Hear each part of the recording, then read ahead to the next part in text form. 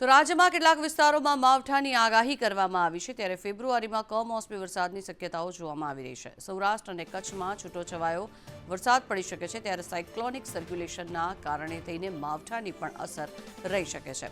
ઉત્તર પશ્ચિમી પવનોના કારણે થઈને બેવડી ઋતુની પણ અસર વર્તાઈ શકે છે, ત્યારે અનેક વિસ્તારોમાં છૂટોછવાયો વરસાદ પડશે તેવી હવામાન વિભાગ દ્વારા આગાહી કરવામાં આવી રહી છે.